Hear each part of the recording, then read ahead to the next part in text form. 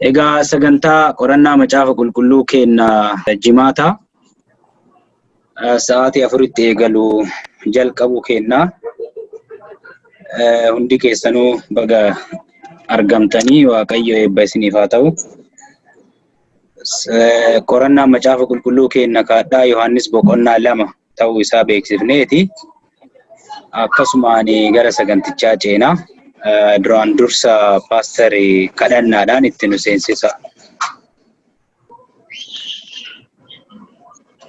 In kadhanna. Yaa Waaqayyoo abbaa keenyaa, Waaqa jiraataa, Waaqa hundumaa dandeettu, jalqabaaf dhuma kan taate, Gooftaa bara baraa. Maqaa Gooftaa Yesuus Kiristootiin yeroo kana yaa Waaqayyo dabarsinee sitti kenninaa, ati garaacha keenyatti argami yaa Waaqayyo. Karaa ta'u hundumaanuu akkaataa ta'u hundumattuu yaa Waaqayyo barsiisaan dhugaa si'i yaa Waaqayyo, mudaa kan hin qabne, dogoggora kan hin qabne. Amma immoo Gooftaa hafuurri kee garaacha keenya keessa jira, hafuurri kee nu keessa jira. Maqaa Yesuus Kiristootiin inni nuuf ibsu, inni nuuf gargar baasu, inni jiraataa kan ta'e maqaa Yesuus Kiristootiin tokko kenna akka sagaleen kee ifu. Akka sagaleen kee yaa Waaqayyo Gooftaa ko karaa hin taane odoon ta'in yaa Waaqayyo karaa dhugaaf karaa qajeelummaatiin yaa Waaqayyo akka hubannu hafuurri dhugaa akka nu barsiisu. Gooftaa ati garaacha keenya argami, ati nu barsiisi, ati nu waliin ta'e jalqabaa haga dhumaatitti maqaa Yesuustiin ameen. Paasterii lakkoofsa 1 mata duree duraa akkuma jiru nu dubbisi yaa'u lakkoofsa 1 haga 12ti. Cidha qaanatti ta'e jedha. Guyyaa maqaa Gooftaa sadaffaa Yesuusiin in dubbisaa. Immoo kutaa biyya Galiilaa mandara qaanatti cidha tokko ture. Haati Yesuus achi turte. Yesuusiif barattoonni isaa cidhichatti waamamanii turan. Daadhiin waynii duraa dhumannaan haati isaa daadhii waynii hin qabnaa jettee Yesuusitti himte. Yesuus immoo haadhoo hin qaban. Daadhii waynii hin qabanii jettee itti himte. Akkana jedha. Lakkoofsa 2 irratti Yesuusiif barattoonni isaa cidhichatti waamamanii turan. Daadhiin waynii duraa dhumannaan haati isaa daadhii waynii hin qaban jettee Yesuusitti himte. Yesuus immoo haadhoo maaliif hojii koo keessaa lixxaree? Yaa waa gochuu yeroon koo ammallee hin geenye jedhee deebiseef. Haati isaas yommus warra achi ergamanii wannuma inni isinitti hime godhaa jette. Warri Yahudotaas seera ittiin ofii isaanii qodaa isaanii qulleessan qabu turan. Kanaafis gaaniin dhagaa ja'a tokkoon isaa akka leetirii 80 hamma 120 kan fudhatu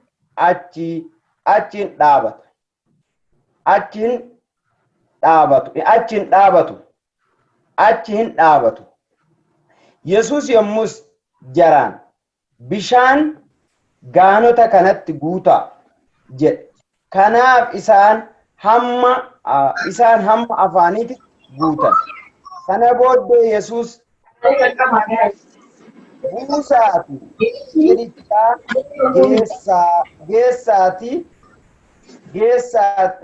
buusa akkana jedhe. Kana booddee Yesuus buusaatii isa cidhichaaf geggeessaatii geessaa isaaniin jedhe. Isaan yommus itti geessan. Namichi bishaan isaa daadhii ta'e san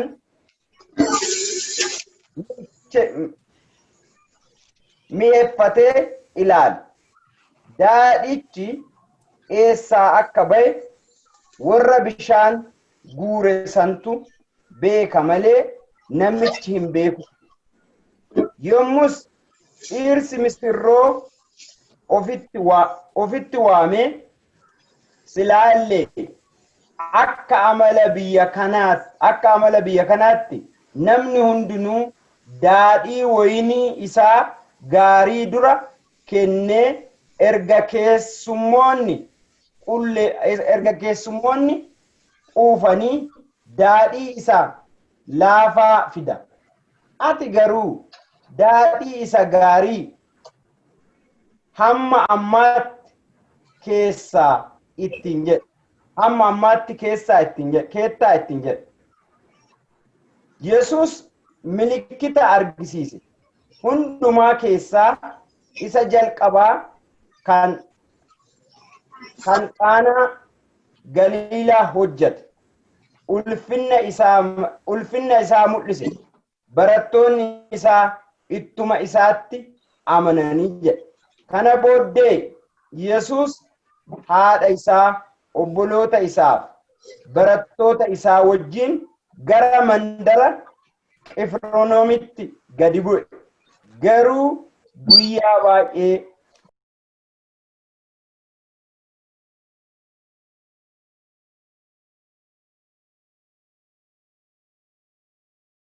achi hin bubbulle. Yaa asirratti እንግዲህ ኢየሱስ ክርስቶስ ማል ጀዳ አመለ ወንቲ አስረት ፊደኩኒ ዋን ድንቂ ሆጀቱ ኢሳ ዱበታ ማል ኢፊ ከራ ሁንዱማኑ አመ ፈከናፍ ጉያ ሰደፋት እሞ ኩታ ቢየ ገሊላ መንደረ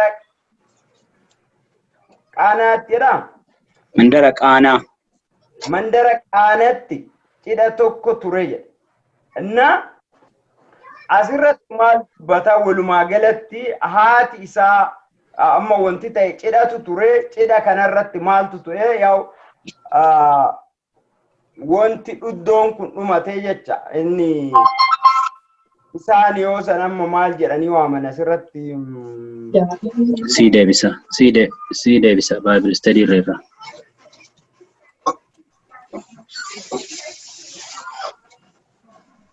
Yeah, tefuf sorry. Cidhatu ture, bootaan cidhaas ture, wanti hunduu ture. Cidha kanarratti maaltu ta'e wanti dhugan kun wayinichi kuni dhuddoo jecha ka cidhaaf qophaa'amu hin dhumate jecha. Gaafa inni dhumatu kana amma maal goote haati isaa asirratti lakkoofsa 3 irratti akkana daadhiin wayinii dura dhumuun daadhii wayinii dhumnaan jedhe. Haati isaa daadhii wayinii hin qaban jette Yesuusitti himte jedhe. Inna haati isaa amma fakkeenyaaf jecha teennee yoo ilaalle iddoo kanarratti maal mul'isa waa'ee hafuuraaf amma haati isaa akka inni godhu amanteerti beekteerti waan inni hojjetu kana jecha. Inna hin qabanii jettee isa gaafatte. Silaa amma akka finnaaf haadhaatitu finnatu haadha gaafata ture. Maaliifi haati waa beekti jecha. Garuu iddoo kanatti maaliif hin qabanii jetteen jennaan gooftaa Yesuus Kiristoos immoo hundumaa beeka waan ta'eef wama hundumaa godhuu danda'a waan ta'eef isiin itti himuu iyyuu hin qabdu.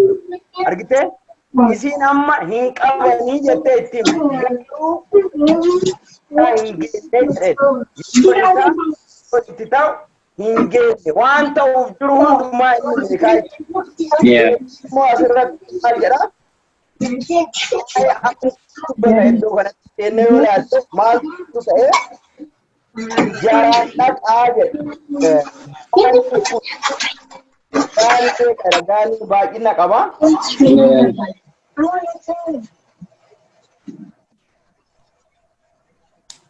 Yeroon ko ammallee hin geenne jedhee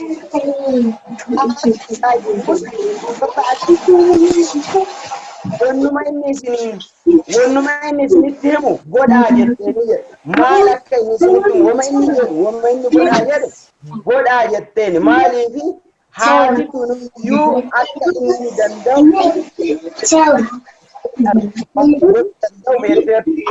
Wanuma inni isiniin jedhe godhaa jette. Ormeetii si ta'u min beetti jette.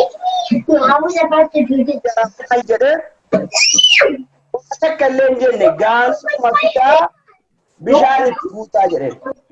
Bakka maali sagalee Waaqayyoo argitee akkuma Waaqayyo jedhu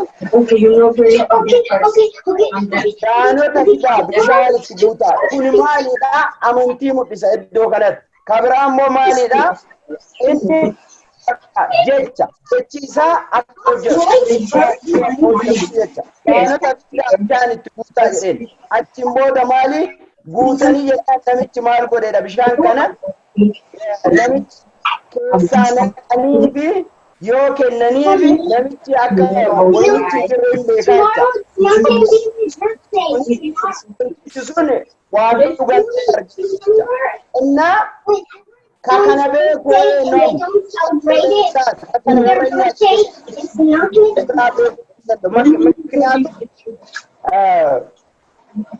amma namni tokko yoo ati itti fiddee qammaste yookaan wanti kun hin dhumanneeyyuu durumaayyuu hin jiraa jedha. Garuu dhumate jedhanii itti himaniiran.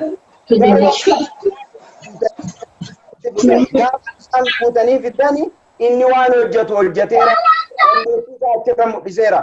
Innaa warri itti naqe sun warri bishaan gaanicha naqe sun akka bulbula yookiin damma yookiin waan biraa akka itti naqin hin beekanii isaan kunniin maal ta'anii ragaa ba'aniif gooftaa Yesuus Kiristoos ija ofiitiin yeroo baay'ee asirratti dubbata. Nu warri Kiristoositti amannu odoo hin argin jecha isaatiin amannu. Iddoo kanatti immoo gooftaa Yesuus Kiristoos gabbu'ee jara walii waan jiruuf garaacha isaanii waan jiruuf amma namichi sun yoo qammasu wannoo itti ta'e bishaan ta'uu dhabee jecha. Inna amanuu dhabuun mala namichi. Duraayyuu jiraan jiru naqe. Garutu warri inni itti naqaa jedhe sun bishaanuma bichaa itti naqe warri waan biraa itti naqne. Isaan sun ragaa baatuu ta'anii jecha. Innaa dubbata asirratti jecha. Warri Yahudotaa seera ittiin ofii isaaniitti qooda isaanii qodaa isa amma gaanicha qulleessaniirra laal. Isaanii qulleessanii qabu turan. Kanaafis gaaniin dhagaa jaha tokko isaa akka leetirii kan amma yoo fudhanne gaaniin kun jaha baay'inni isaanii immoo teennee ilaalle leetirii 80-120 jedha. Avreejii maayyuu leetirii 100 yoo jennee fudhanne avreejii sanii gara 600 jecha. Leetirii gara 600 jecha yoo diqqaate. Innaa iddoo yoo fudhanne jecha. Kunniin hundinuu guutameera. Kiliinii illee godhaniiran. Isaan akka itti kiliinii godhan ifaan ifatti jecha. Yesuus yommus garaan bishaan gaanota kanatti guutaa jedhee kana isaanitti bishaan gaanota kanatti guutaa jedheen. Kanaaf isaan hamma afaanitti guutanii jedhe. Hamma afaanitti. Kunillee maal mul'isa beektuu? Gooftaan waan itti naqan sun illee hin jiru. Wannuma takka hamma afaanitti guutanii. Kana booddee buusaati cidichaa geessaati geggeessutti geessaa jedheen. Isaaniin jedhe. Isaan yommus itti geessanii namichi bishaan isaa daadhii ta'ee san mi'eeffatee ilaale. Mi'eeffatee ilaale. Daadhichi eessaa akka ba'e warra bishaan guure santu beeka malee namichi hin beeku ture. Mikniyaatum namichi dhumee hin dhumanneeyyuu isaa addaan hin baafatu. Garuu warri bishaan itti naqan sun daadhichi eessaa akka dhufe hin beeka. Isaan qoftu isaan arganiiran ija ofaa itti waan arganiif sunniin qofatu beekaa jedha. Innaa kabraa maali as irratti silallee jedha.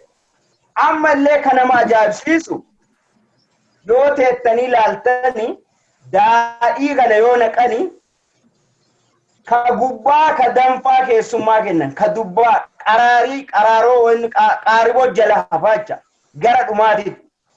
Innaa kan nama ajaa'ibu qaariboo wanti jedhamullee haga dhuma isaa jecha. Maaliif iddoo kanatti ennee olaalle wanti harki Waaqayyoo keessa jiru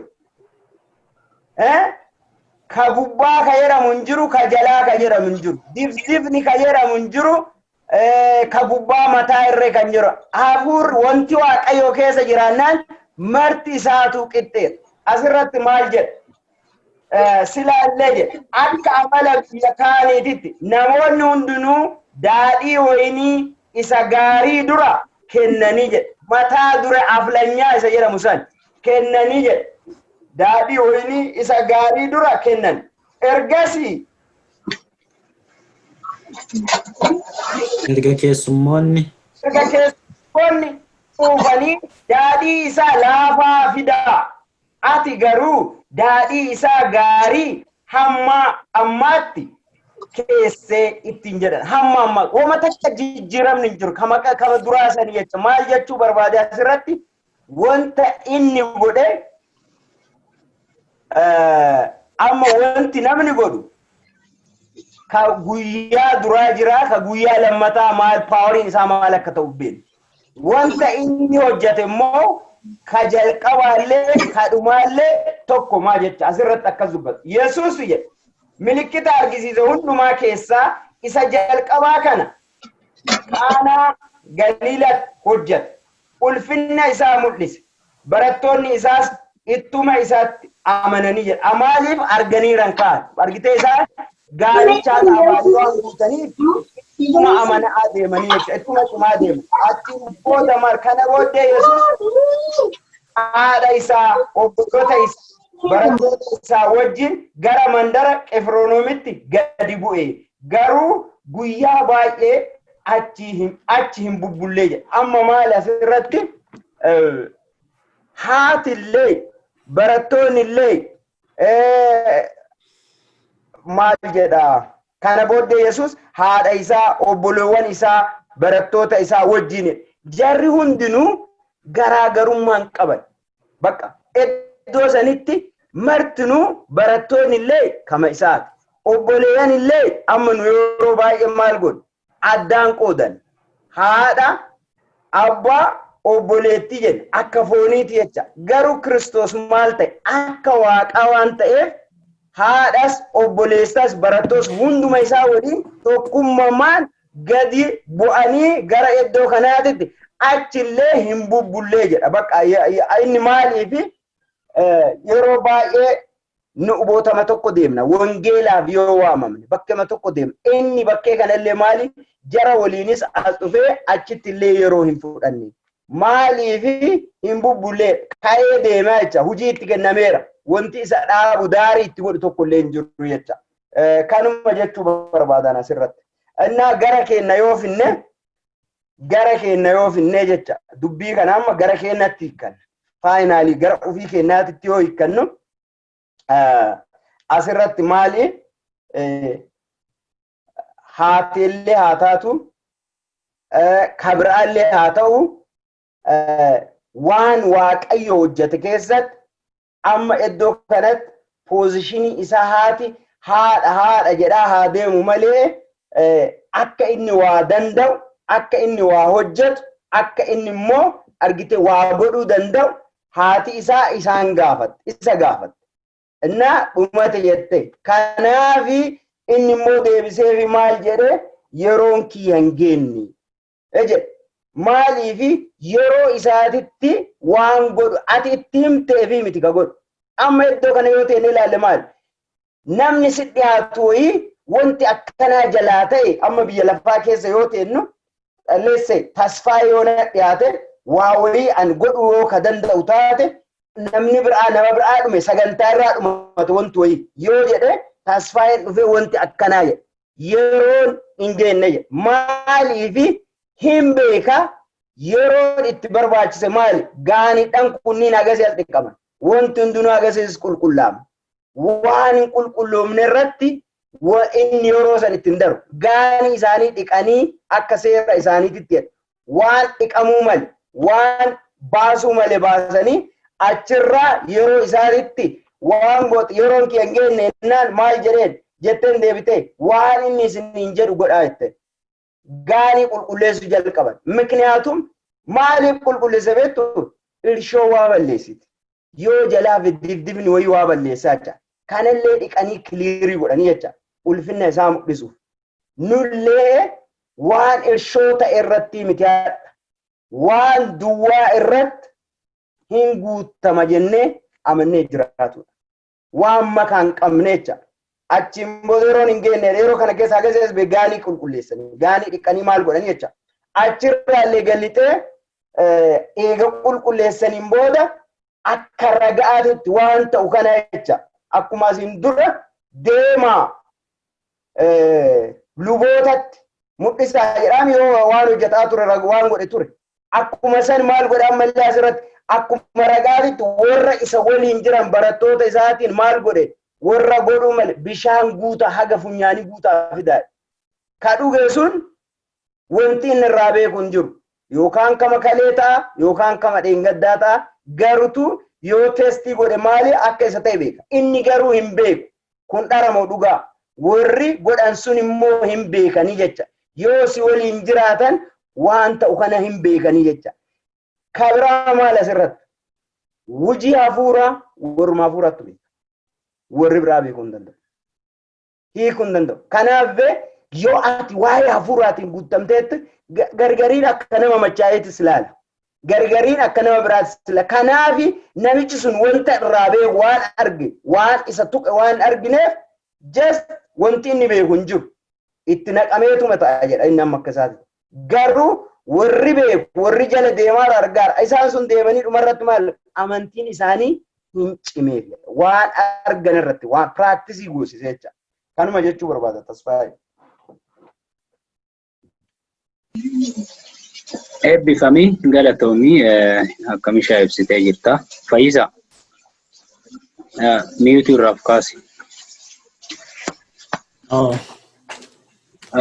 Gara keetiin waan hubattee fi waan irratti dabaluu barbaadde yoo gaaffiin illee jiraate irrumatti waliin haasa'uu fi carraan keeti. Okay, galatoomii. Akkuma Paaster Abbaayeen ibsani baay'ee keessatti akkuma dubbistirree deebi'anii ibsaniiru. Barbaadu garuu wanta Paaster Abbaayeen jedhan keessaa tokko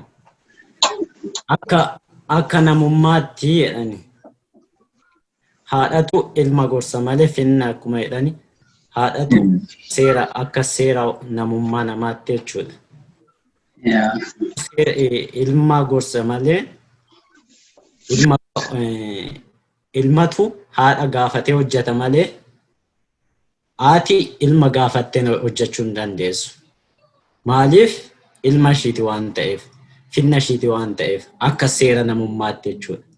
Akka seera waaqummaatti iddoo kana keessatti garuu cidha qaanaa ta'e kana irratti wanti nuti arginu ulfina waaqummaa isaa hojiidhaan argisiisuudha yeroo jalqabaatiif jedhu.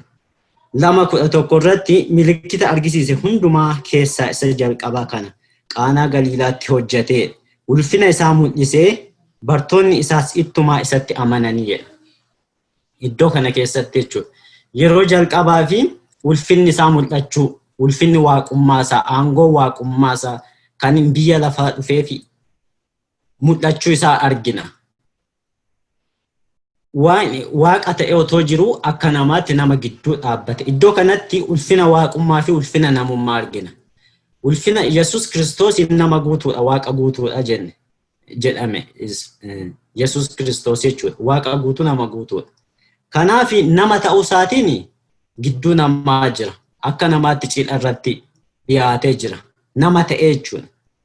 Qaama guutuu qaba. Akka namaatti wanta namarraa eegamu hundumaa hojjechaa jira. Ulfina waaqummaa isaatiin waaqa ta'uu isaatiin garuu wanta namni hin hojjenne iddoo kanatti hojjetee jira jechuudha. Wanta namni gochuu hin dandeenye namni foonii. Warra cidhaa sana keessa warri jiranis gochuu akka hin dandeenye. Uumamuu biyya lafaatti jalqabees wanta raawwatamee hin beekne. Wanta amma haga har'aatti iyyuu raawwataman jedhamne. Bishaan qulqulluu gara daadhiitti jijjiire. Kun ulfina waaqummaa isa jalqaba argisiisa.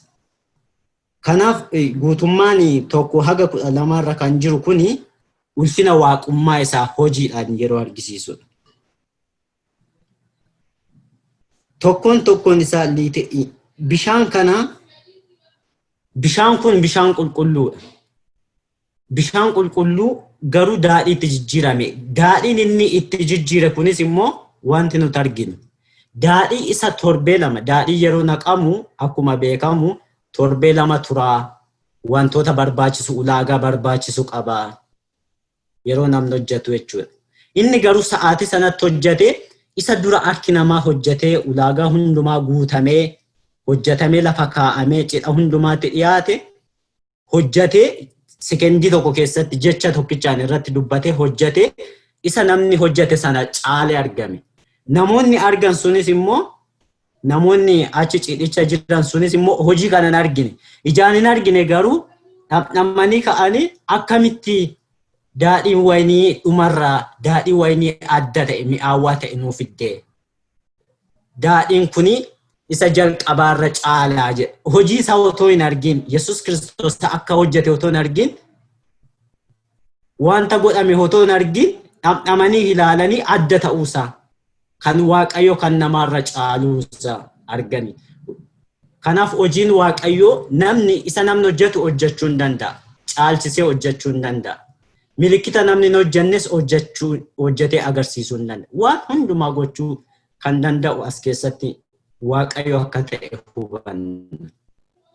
Hir'ina ammoo jiru otoo iddoo tokko wanti nu hubadhe nama kiristaana ta'eefis nama kamiifiyyuu otoo Waaqayyo nama wajjin jiru qaana'uun hin jiru. As keessatti daadhii dhume kanarratti qaana'uutu dhufa.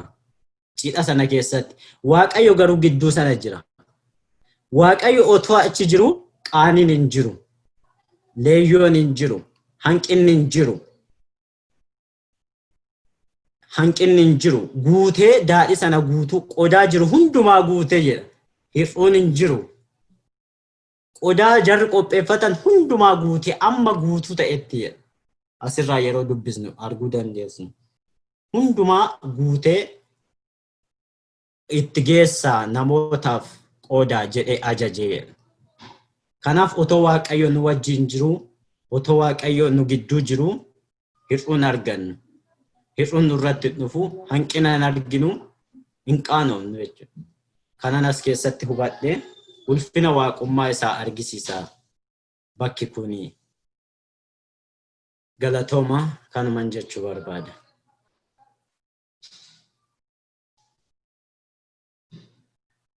Miyuutii irra jirta Tasfaa'e.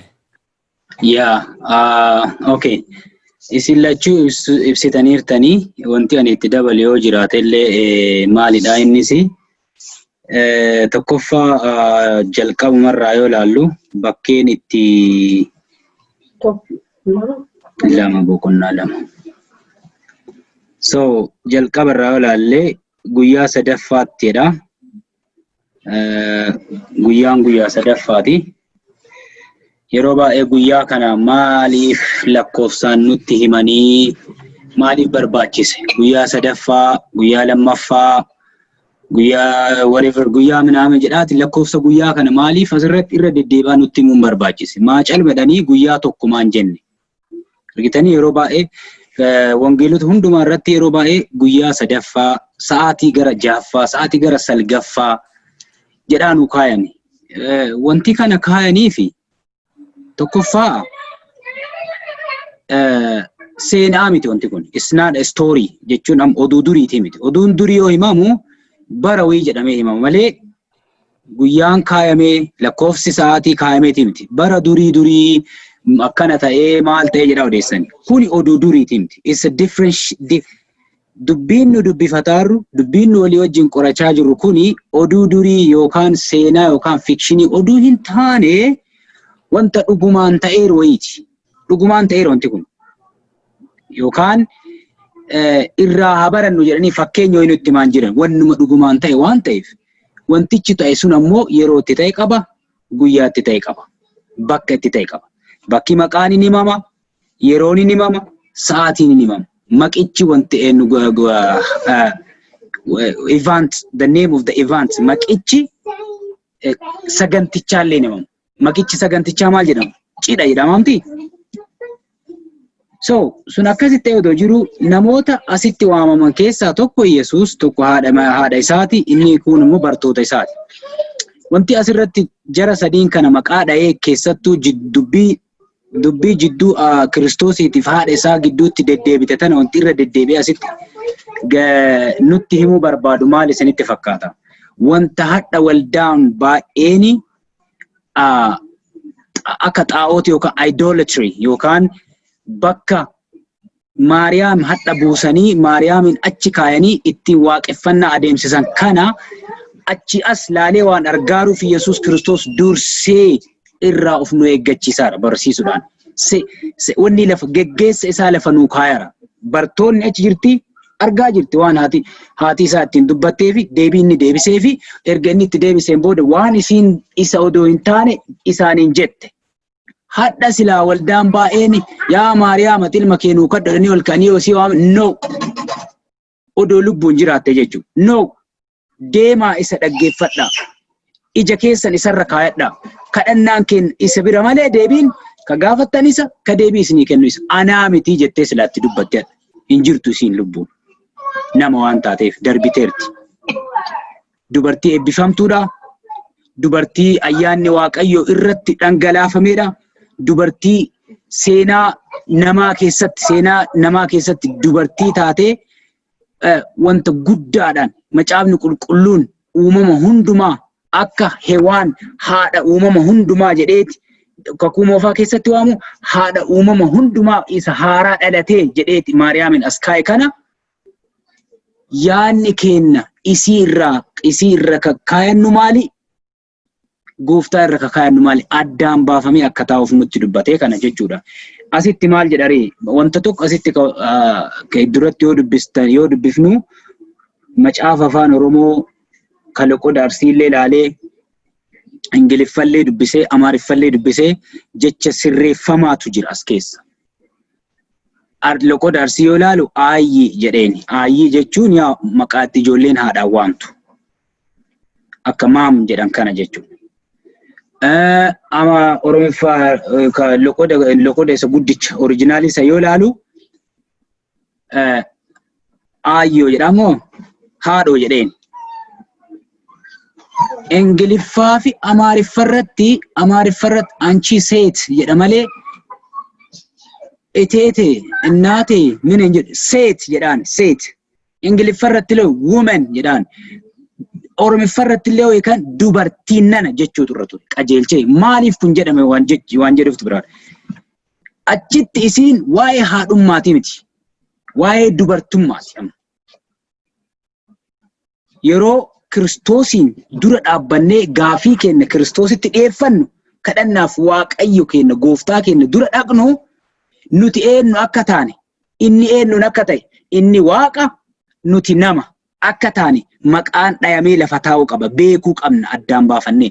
Achitti isiin warri amanteen waldaan garaagaraa baay'inaan addunyaa irratti dubartii takkatu yeroo tokko maal naan jette hawwiin yaadatti waldaa istoora keessan dhufteet biizines kaardii nu kennite. Hawwiin jalaa deemi naan jette beekteetti akka waa'ee amantiina dubbisuuf taatu. Oduma jettuu dhaabadhee maalii jedheen. Akkuma beektu haati gooftaa kennaa jettee jalqabnaan naagale dubbiin naagallaan waa'ee Maariyaamii maal yaaddaa jennaan she is the queen of heaven jette. Mootittii mootummaa Waaqayyooti jette. There is no such thing in the Bible. Kanniin nutti himuuf asitti. Isii mootittii mootummaa Waaqayyoo odoo hin taane dubartiidha isiin. Dubartii ulfeeffamtuudha. Dubartii ayyaanni Waaqayyoo irra jiru. Dubartii Waaqayyo gooftaan ilmi isaa gooftaa ta'e fayyisaa biyya lafaa ta'e akka dhalatuuf isii fooyyateedha. Dubartii gaafa kakuu moofaa keessatti sanyii kee keessaa ilmi tokkoon dhalata jedhee gaafa kakate achirraa jalqabee Waaqayyo yaada isaa irra kaateedha dubartii san isiin. Malee mootittii mootummaa Waaqayyooti miti. She is not the queen of heaven. She is a woman just like everybody else. Inni adda baafamee beekamuu qaba. Dogongora macaafa qulqulluu irratti jallifamee waldaan baay'een irratti ijaaramte institutionally akka dhaabbata guddaa addunyaa kana warraaqsota kaatolikii fi ortodoksii by the way, waldaalee gurguddoo addunyaa kana keessatti, addunyaa kana gubbaa gadi miciqxee irra teettee akka ofii barbaaddetti qabeenyaa fi seera lafarraa tumatteen warraaqsaa addunyaa tana oofaartu waldaa lamaan tana. Waldaan lamaan tuni Maariyaam mootittii mootummaa Waaqayyooti jedhaniiti kamanan. Isiidha ka Yesuus gooftaatti itti nuu himee wanta silaa inni fedhan qabnillee goosisu. Achitti maal jedheen? Ani ifata homaa walirraan qabnu jedheen. Ati haadha koo taateerta malee haadha gocha ani hojjedhuuf dhufeetii miti jedhaaraan achitti inni. You are my mother, but not the mother of the purpose that I came to do. Wanta ani gochuuf dhufe kana haadha isaatiin miti. Tokko sani. Lammaffaa si'ii miti ka jedhee raawwatu. Si'ii miti ka fedhee raawwatu. Ana ka fedhee raawwatu. Kanaaf sa'aatiin kiyya hin geenne jedhee dhoorge. Waa lamaaf dhoorge achitti. Waaqayyo sa'aatii ofii qaba malee sa'aatii Waaqayyo muree lafa kaa'ee namni hin jijjiiru. Ishiin illee jijjiiruu hin dandeettu. Wayniin dhumatee jedhee wayniin dhumate jennaan tokkoffaa dhumachuu isaa inni beekaara. Abbaa duratti paaster dubbatee ture. Wanti isa himuun isii barbaachisu hin jiru tokko. Lammaffaa sa'aatiin kiyya hin geenne wanti jedhuuf maal jechuudha? Waan namni tokko rakkina keessatti kufee yoo isa waammatu Waaqayyo waa lamas keessaa duban. Tokko sa'aatii muree kaa'e qaba. Lama wanti tokko yoo na jalaa dhumataara jettee Waaqayyo dhiyaatte Waaqayyo haga si harkaa dhumatee no option si hafu. When there is no option, there is a provision. Jedhama Ingiliffaan. When there is no option, there is provision. Waaqayyo iddoo ati fala dhabdee wanti marti si harkaa dhumatee baabbuu jedheeti. Indee lafeetti ribuu deebise dhaamti. Hagas eeguu qaba. Sa'aatiin kiyya yoo sani wantichi ammateetti kunni dhumachaaraa miti haa dhumatu yoo sani ulfinni kiyyallee ka mul'atu. Malee jidduu ka ga'e fuudhee odoo bishaatti buuse kama duraa sanii wal keessa bulbulamee wanti ho'i ta'eera jedhanii shakkuna. Empty batta keessaa dhumatuuf sa'aatiin kiyya yoo sani gochi an godhu when your option is finished I bring in my provision. Gochaa kiyya gadi fuudha iraara. Lammaffaa inni tokko sanii inni biraa ammoo maali? Waa'ee haati isaa yommus warra achi argaman maal jette? Waanuma inni jedhu godha itti bakka ofirraa deebiste akkuma jiru. Argitanii wanti tokko akka eebbaatti fudhachuu kan nurra jiru. Yoo dogongorri keenya nutti himamee sirreeffamne within that second Ameen jennee fudhannee jala buluuf of kennuu danda'u qabna. Rakkoon namaa san. Maariyaam correction godhamteennaan maal jette? Yooma san gaafiillee ittiin deebisne. Achi garagaltee waa inni isin hin jedhu godha jettee karattii ofii qajeelfatte. Namni uumamaan yoo correction itti himamu gaafii baay'isa. Waaqa gaafata. Akkamitti ta'a kun? Maaliif ta'a kun? Kalee akkas hin jennee hadha akkamii akkana ta'a? Odoma kana ta'u guyyaan fayyinaa isaa dilee jalaa ta'a. The more you surrender under God's correction of your fault is the fastest of salvation comes to you. Sirreeffamni Waaqayyo dogongora kee sittiin dhufu hatattamaan yoo jalatti uf galchite fayyinni keellee hatattamaan sii dhufa. Mataa yoo jabaatte ammoo fayyinni keelleen tura. Tokko san lammaffaati maal jette Fayyisaan? Akka namoota kaawanii torbaan tokkoon teessifnee daadhichaa sakandima sanitti daadhichi qophii ta'e. Deebii Maariyaam daftee harkatti uf galchite santu akka inni saffisu godhe. That is the wanti sun kan mul'isaa maal jedhe? Saffisa fayyinaa abboomamuu namaatiin dhufu mul'isaa. Yoo ati abboomamte fayyinni keelleen saffisa. Yoo ati mataa jabaatte fayyinni keelleen tura. Sani kan mul'isaa. Daadhiin dhaqaa buusaa garas buusaa itti buusan maal jedhe? Waraabaa kennaa jedhame. Bishaan achi taa'usa waraabaa kennaa jedhame. Dubbii isaati akka sakandii sanitti Maariyaam ayyaanatu irra jira. Dubartii ulfinaati. That's why salvationii ummata achi jiru saniif dhufaaru maal goote? Jalaa dilee hin goone. Dogongora isiitiin akka isaan fayyina dhaban hin goone. Sakandima sanitti Inni dogongora dubartiin nana hojii kee keessa maa galtennaan jaran waa inni isin jedhaa godha itti ofirraa achi baafte. Yooma san fayyinni isaanii dhufe jechuudha. Odoo muxxiin jettee itti rarraate isinis fayyina dhabdi isaanis fayyina dhaban. Jireenyi bara ammaa geggeessitoota waldaa irra jiru, geggeessitoota biyyaa irra jiru, warroota silaa raajii dubbatan irra jiru waan Waaqayyo isaanii dubbatu akkuma jiruun abboomamanii dabarsuu dhiisanii akka ofii barbaadan laaqan ofiillee fayyina dhabanii namoota illee fayyina dhabsiisan. Tokko san inni biraa ammoo paaster maal jedhaa ture? Duri silaa daadhii yoo kennamu inni duubarra atalaa ta'a. Ka duraa ka aflanyaan suni mishaa. Silaa amma ammoo gara faallaa maal ta'e kan dura dhugaa turaniyyuu caala amma ka dhumarra atala jedhamee yaadamu kanatu kan duraa san caalee argame. Miti? Guess what? Maal jedha Yesuus Kiristoos yoo dubbatu? Warra duubaa warra afoo warra duubaa godhuufan jiran miti? Aflanyaa isin dubbattan kan duraa dhumarra dhufuu danda'a jedhaaraan. Seera Fariisonni ittiin duri uf jajan ka itti baratanii like usually bakka this is normal jedhanii isa harkaa galabbate. Harkaa garagalche. Akka isaan duri ittiin uf jajan. Boodarra ka dhufu yaa kaan nope. You know what? Maaliif ta'e beektaa? Waaqa kaanni. Waaqa biratti inni jalqabaa isa boodaa inni boodaa isa jalqabaa ta'uu danda'a. Akka namni duri itti baratee itti yaadisaniif. Ufiillee waan jedhu beektaa asirratti. Dinqii Kiristoos hojjete keessa inni kun isa jalqabaati jedha. Waa tokko asii isin barsiisuu barbaada. Waan waa ofii baradhe. Dinqiin Museen Fari'oon biyya Gibxii keessatti hojjetellee inni jalqaba maali beektu? Laga Naayilii dhiigatti jijjiirudha. Museen bishaan maalitti jijjiire? Dhiigatti jijjiire. Yesuus bishaan maalitti jijjiire? Daadhiitti jijjiire. That is the difference between law and grace.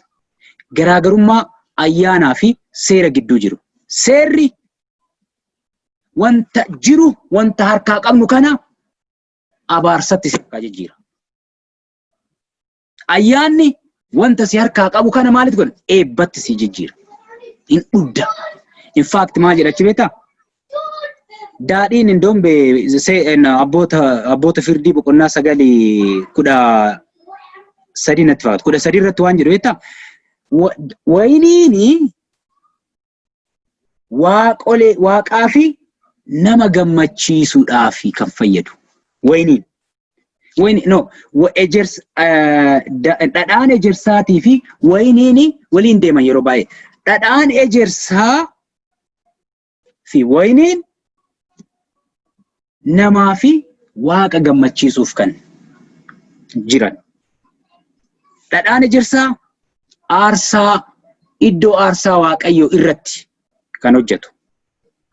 Daadhiin wayinii ammoo maaddii namoonni itti taa'anii gurguddoota waliin itti maal godhan yeroo sagantaa ofii ittiin mi'eeffatan jechuudha. Dhandhamanii mi'eeffatan jedhamti. Saganticha mi'eessa wayinii. Ayyaanni Waaqayyo isinitti hima. Waan hadha harkaa qabnu hundumaa wanna Waaqayyo waliin isin uume hundumaa akka mi'eeffattan godha. Akka isinin mi'aawu godha. Seerri ammoo waan harkaa qabdan kana hundumaa abaarsa isin harkaa godha. Seerri the difference Musee fi tokko sanii jechuudhaan kan asitti kabaradhe. Inni dhumaa dinqii hojjete kana bartoonni ilaalanii maal jedha? Ittuu caalaatti amananii jedhamti. Iddoo ulfinni Kiristoosii itti mul'atutti amantii namootaatti dabala. Kana baranna asitti. Wherever iddoo kamittuu ulfinni Kiristoosii yoo jiraate namoonni naannoo san jiran Kiristoositti amanuu jalqaban. Hadha namoonni baay'ee waltajjii gurguddoo irra dhaabatanii ulfina Kiristoosii yoo mul'isaa jiraatan namoonni namanan. Don't worry about it. Maaliif nama 10 hin ta'inu nama 3 maan ta'in ulfina Kiristoosii argisiisaa harta taanaan namoonni naannoo san jiran ka afaan hin beekne indoo maal jedha asirratti warri bakka daadhiin kun namichi dhandhame maal jedha? Daadhiin kun eessaa akka dhufe hin beeku. Kan beeku warra geessaaru san bicha jedhamti. Warri geessaaru sun tajaajiltoota hadhanu nu hojjettoota Waaqayyooti warra Kiristoos fo'ate. Nuti wangeela Waaqayyoo qabannee gara namaatiin dhadhu yoo dhugumaan akka dubbii Waaqayyoo dhaabannee ulfina Kiristoosii calaqqisaa jiraanne inni nurraa fudhatu sun wangeelicha eessaa akka dhufe don't care. He will believe it, he will enjoy it. Nu uumiti kalaalu amma inni wangeelichatu sooqidda ta'aaf, sukkaara ta'aaf, damma ta'aaf, daadhii wayinii ta'aaf. Maaliif ulfina Kiristoosiitu keessa jira kan? They don't have to know. Nu amma Kiristoosii, waa'ee Kiristoosii yoo dubbanne haga hafuurri nu ibse dubbanna malee hunda hin beeknu. Amannee irra garuu maaliif? Hin mi'eeffanne kaa, nutti tole kaa, hin dadhabne, ittiin jiraanne, bu'aa argineerra. Kun ammoo ulfina Kiristoosii waliin malee ulfina Kiristoosii ala wanti tokkollee kaa ta'u hin jiru jechuudha. Daddafee fixeetiin wanni jedha tana isii dhumaa tana dubbadha.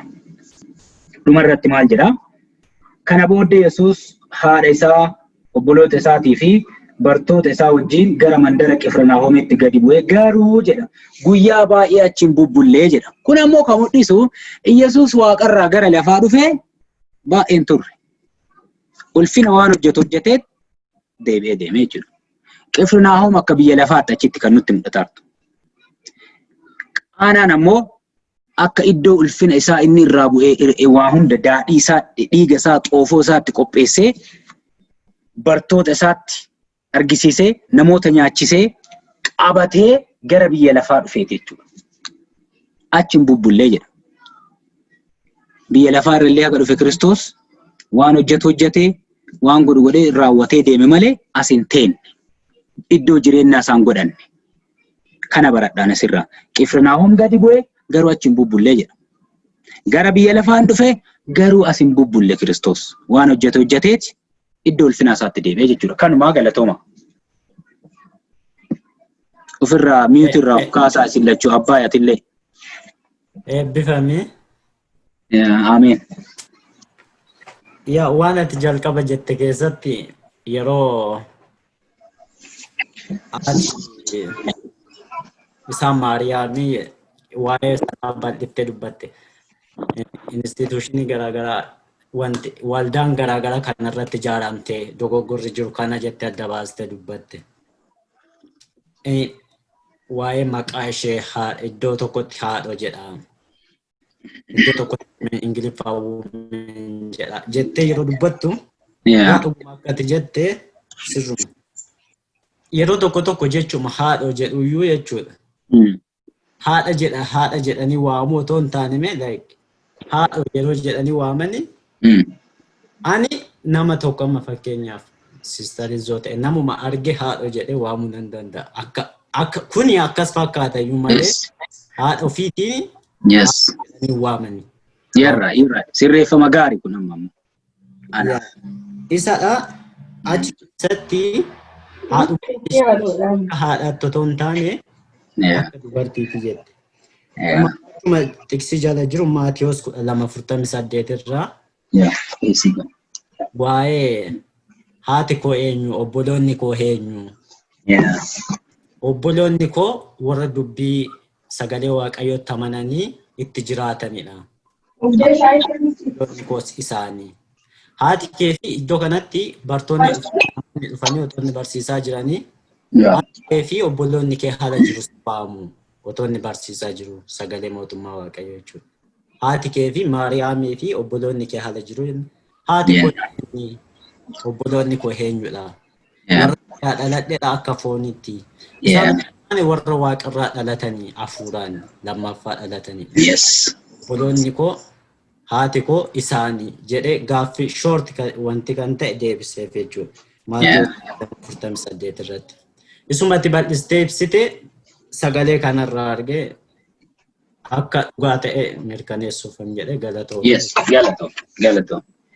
Yaa anillee tasfaa'e jechuun bakkee haadhaa tana ani odoon dubbatu barbaadu Fayyisaan dubbate beektaa? Okay. Baay'ee afaan Oromiffaatiif namni Oromootii fi Amaaraatu Ingiliffaatu garagara. Haasofni isaan haasanii jecha amma isaan anchii jedhani ana maadhatii an anchiin jedhu. argitee inna wonnumaa fi vaaliuma isii eeguuf asirra barreessan jedhee yaada.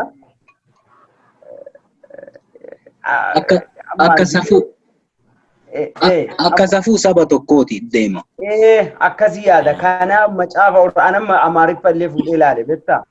Innaa yoo ilaale amma gaafa dubartii wayii nam guddo nama na aadam irsoo atti balanyaan jetta anchi balan jetta. Yeah. Biyya kanatti ka. Biyya kanatti ka. No, Habasha maafi. Jechuun ka ta'e biyya kanatti mire biyya asitti. No. Yeah. Innaa amma bakkattii tanatti baabilii afaa Oromiffaa ana na fakkaate baaliuma haadha amma argitee sii galame jechaan jedha. Yeah.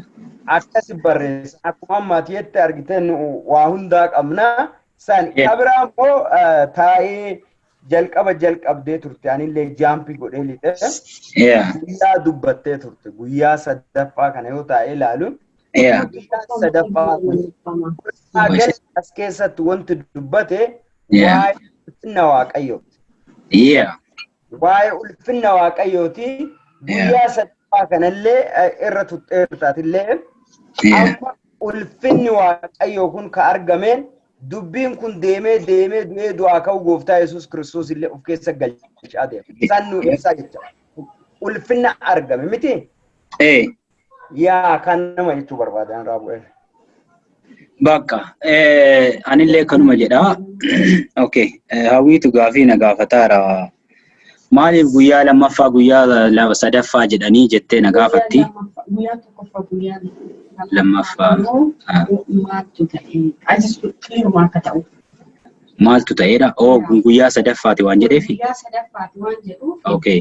Guyyaan wiikii kanatu lakkaa'amaa moo? Well,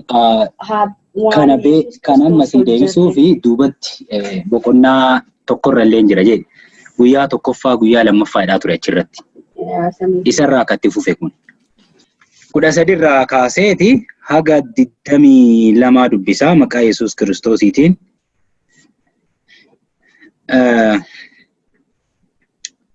Mata dure isaa Yesuus mana qulqullummaa keessaa warra bitee gurguru oofuu isaa jedha. Ayyaanni Faasikaa warra Yihuudotaa geenyaan Yesuus gara Yerusaalemitti ol ba'e. Mana qulqullummaa keessattis namoota iddoo sana taa'anii sangoota, hoolota, gugees gurguran warra horii callaa gegeeddaranis arge. Yommus inni quncee irraa qaccee dhaatee hunduma isaanii hoolota isaanii fi sangoota isaanii wajjin gadi isaan oofe. Horii warra horii gegeeddaranii in bittimse. Gabatootas gadi gaggaragalche. Warra gugee gurguraniin immoo kana keessaa gadi baafadhaa. Mana abbaa kootiis mana bitaa gurgurtaa hin godhinaa jedheen. Yommus bartoonni isaa hinaaffaan mana keetii na guba jedhamee isa caafame yaadatan.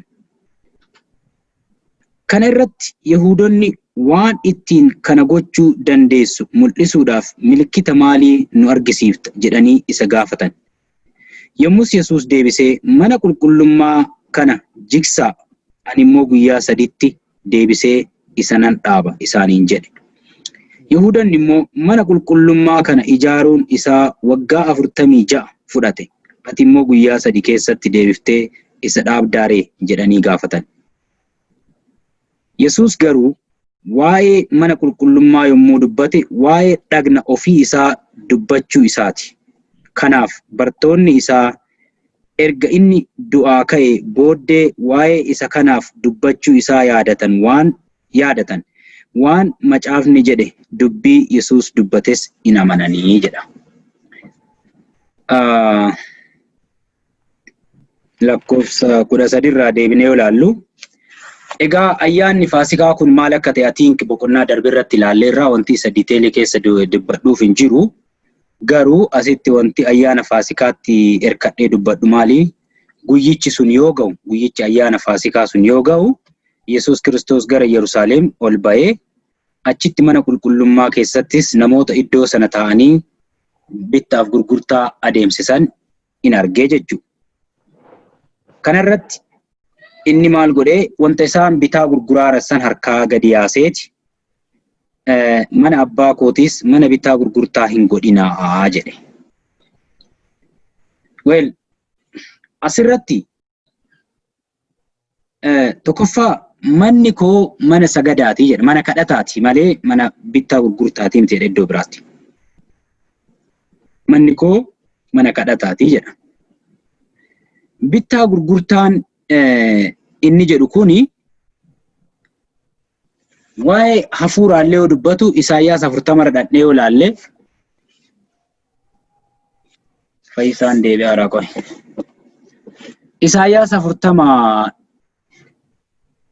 irratti yoo dhadhee laallu maal jedhaa waa'ee bittaa kana koottaa daadhiis bitadhaa gatii odoo ittiin baasin bitadhaa nyaadhaas dhugaas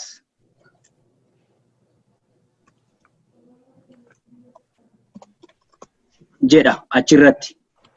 Kana wanti jedheef maaliifi waa'een bittaa gurgurtaa kuni karaa hafuuraatiin illee hima jira. Maaliifi wanti nuti hafuuraan binnee gurgurru maali? Ayyaana Waaqayyootiin hafuura Waaqayyootiin amantiin keenya karansii ittiin binnuuf ittiin gurgurru yoo ta'u, wanti nu bitannu wanti nu gurgurru kun maali? Eebba Waaqayyooti. Fayyina. Bittaaf gurgurtaan jedhamu kunillee akka bittaaf gurgurtaa biyyi lafaa itti odeessituu miti, akka bittaaf gurgurtaa biyyi lafaa itti beektuu miti. Kana jechuun maali? Ani dhiiga kootiin isin bitee jedha Kiristoos. Bittaan jiraa jechuudha.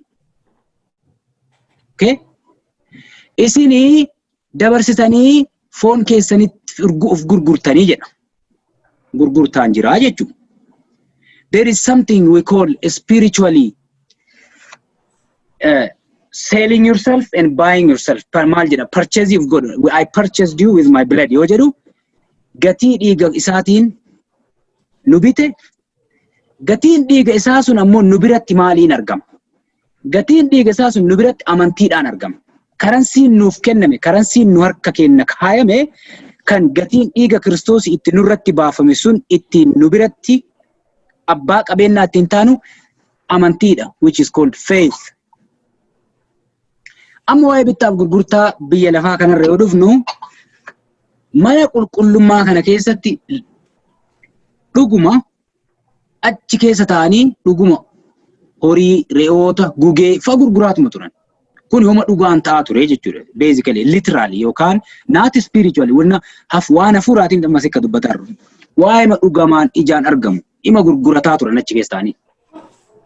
Hadda ammoo haddarra dhaabannee yoo ilaalle waldaa keessatti egaa waldaa keessa taa'ee namni suuqii wayii banatee koottaa kana narraa bitaa jedhu hin jiru. I'm sure yoo jiraatellee is weird jedhamee baay'ee itti kama garuu hin jiru.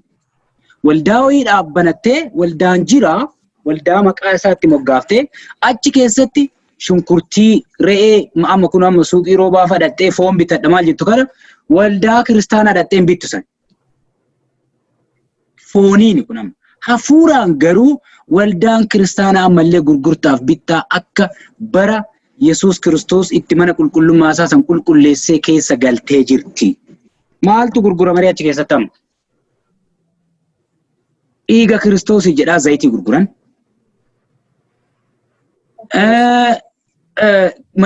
Macaafolee garaagaraa barreessanii attamaniiti. Macaafa san bitaniiti miti achitti geessan ogummaa sammuu Waaqayyo isaan keessa tuuleen barreessaniiti yoo mata illee homa haga wayii siini galee bittaaf gurgurtaan sun waan waldaaf galii ta'uu yoo taane ittiin biizinesa miiliyeenara ta'uuf sagantaatti baafatanii waldaa keessa kaanii ol daraddaranii maqaa waldaa jalaan nagadatan. Tokko san lallaba gurguranii kadhata gurguranii raajii gurguranii mul'ata gurguranii kun hundi bittaaf gurgurtaa keessa galeera jiran amma. You think an yeroo tokko taa'ee yaadu tana dura illee dubbadhe Kiristoos haxaa'ee mana isaa keessaa wanti mana nu dachaaseef maal isinii fakkaata? Dhibee koronaa, dhibee maal? Yes. Maal jedha Isaayyaas irratti boqonnaa 48 natti fakkaata. Nagayas gooliis kan fidu anuma jedhame. Duuba san dhaabatee. Nagayas gooliis kan fidu anuma jedha Yesuus Kiristoos. Koronaa dhufe, yes. Seexanni haa fidu, garuu Kiristoos duuba jira. Gochaa gatii harka kennaa nuti waldaa keessa teennee ofitti waamaa turre ima argaara. Of nu eeggachiisee dadhabee haa argatan jedhee cal'ise. Fedheeti eeyyameeti wanti Kiristoos hin eeyyamne wanti Kiristoos hin feene raawwatamu waan ta'eef. Hin dhufee haxaa'ee mana nu dachaase. Kana keessa manni qulqullummaa isaa maal ta'e boqonnaa argateera. At least ammallee mana qulqullummaa yaan jennu gabbu'ee maal godhe kiliirii nu godhe. Ammallee mana qulqullummaa jennu girgiddaa jechuu kootii miti jedha adda nu baase. Waa'ee amma maaliif as dhufaaraan isiniif fakkaate? Mana qulqullummaa isa waldaa jennee keessa wal geennu sanii haxaa'ee mana nu dachaasee mi? Interneetiin jira obboleeyyan koo Zoom irratti dachee namni ammallee waanuma achiin nagadataa ture ammallee nagadataa. The marketing business of selling God's bless in the sake of vain is still going on. Yeroo tokko koronaan kun yoom akka dhaabatu hin beeknu jedha namni. Ammallee wanti shuurii ta'e hin jirumti.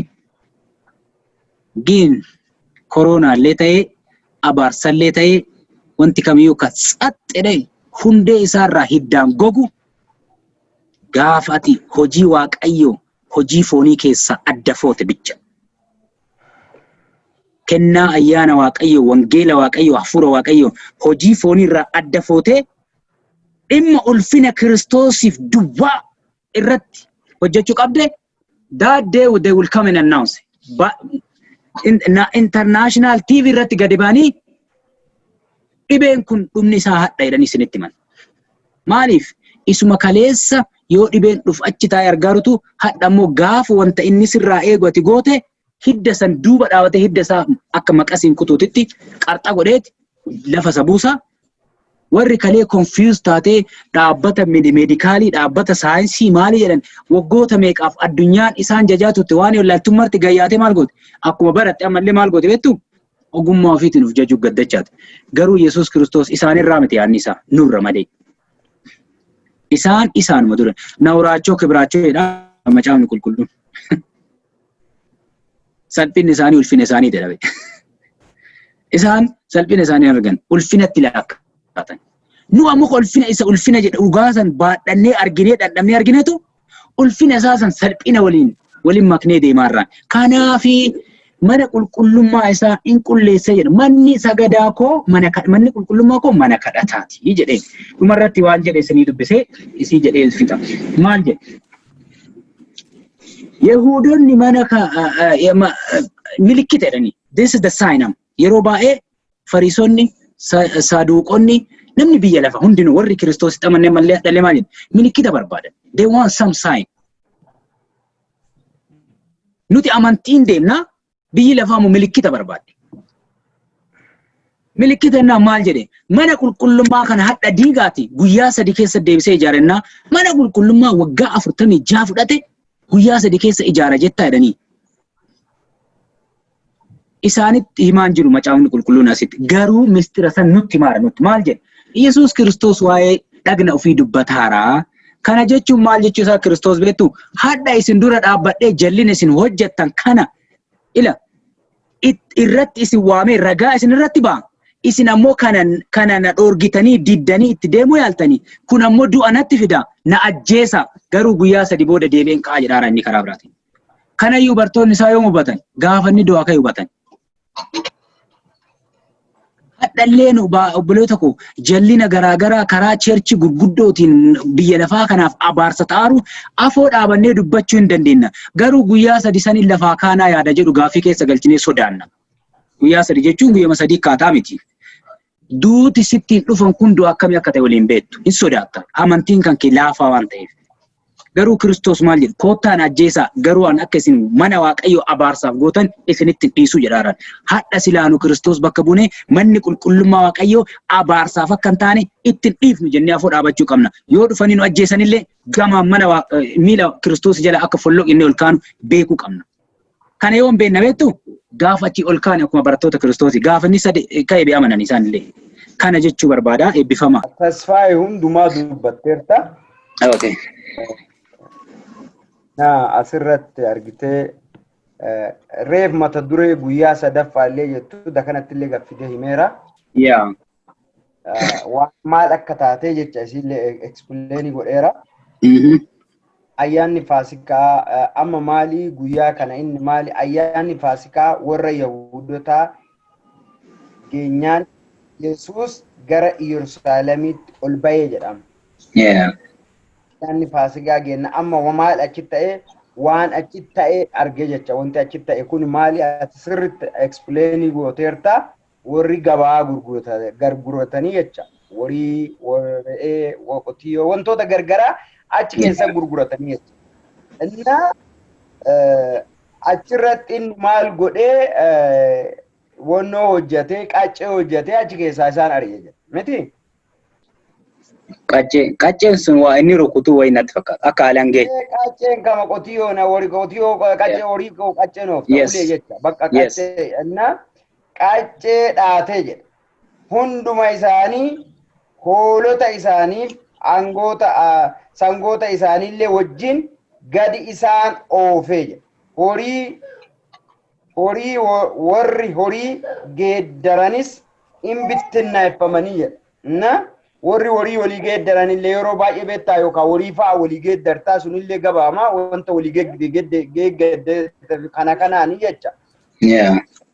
Hunduma isaa buqqisee jedha. Baay'ee asirratti jecha Waaqayyoo reefi Isaayyaas irrallee dhattee dubbifteerta. Maalii gati inni miti tolaa jedhee dubbata. Kafayyineen dhiiga gooftaa Yesuus Kiristoos gatii malee kottaa bitadhaa miti achirratti Isaayyaas irratti. Yes.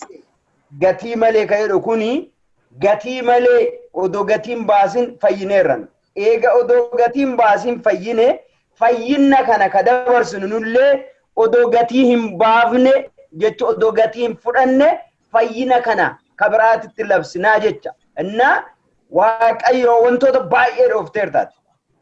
Kennaa sii kenne namaa kadhatta. Waaqayyoo karaa kan kee namni sun hin fayya. Okay? Haadha namni yoo raajii wayii itti himatan akkuma waan wannoo wayii ta'a beektaa waan biraata. Garuu raajichi sun maal si fakkaate beektaa? Yoo ati ammaan barcumaa kanarra taa'eera. Raajichi sun natti dubbateera. Isa natti dubbate san anatu barcumaa kana qabadhaa jecha. Barcumaa kana akka na jala namni biraan naan qabu na jalatti. Anumatu qabataa jecha. Akka bootaan tun na jala shochoon. Isa natti dubbate san ka galmaan ga'u anaa jecha. Waanni hadda si fo'ata. Minna borummoo ati yoo kararraa gorte waanni ka biraa qaba. In fo'ata. Homaa rakkoon hin jiru. Garuu isa inni itti si waame san ka qabatee deemu si asirratti baay'eena jechoota lama bichaa jedha asirratti. Maal jedhee yeroo baay'ee yoo wanti ta'een booda dammadhanu. Wanti wayii yoo ta'een booda waa lamatu ta'e asirratti. Gadi siixanii yoo laaltanii 17 irratti ila 16 irratti warri gugee gurguranis immoo kana keessaa gadi baafadhaa. Mana abbaa kootii mana bittaa gurgurtaa hin godhinaa jedhe. Yommus barattoonni isaa hinaaffaa mana kootii nabbaa jedhamee isa caafame yaadatanii jedhe. Argitee haga gurguraniin booda haga ari'atamaniin booda haga waam laaqaniin booda jecha inni jedhe yaadatanii jecha. Silaa odoo hin gurguriniin dura odoo hin godhiniin dura jecha kana qabattee dhaabatta. Hinaaffaan mana kootii na guba jedhe Waaqayyo isa jedhe san qabattee dhaabbatte hin gootu jecha waan kana. Haga ta'een booda san bichaa miti.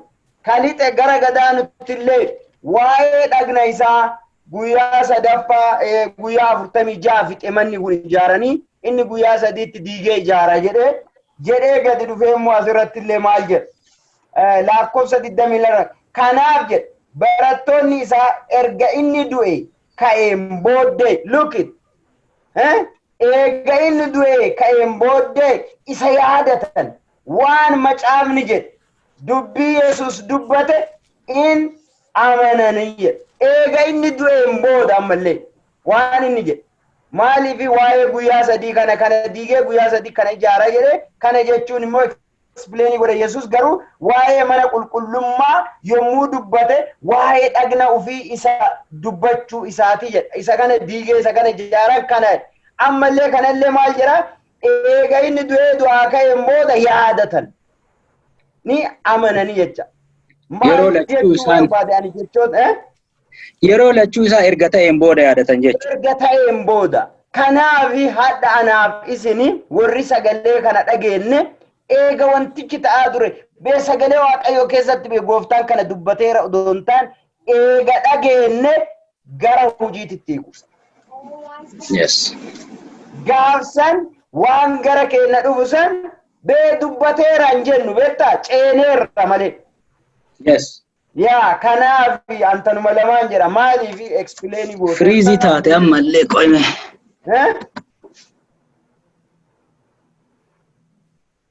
Drop ta'e.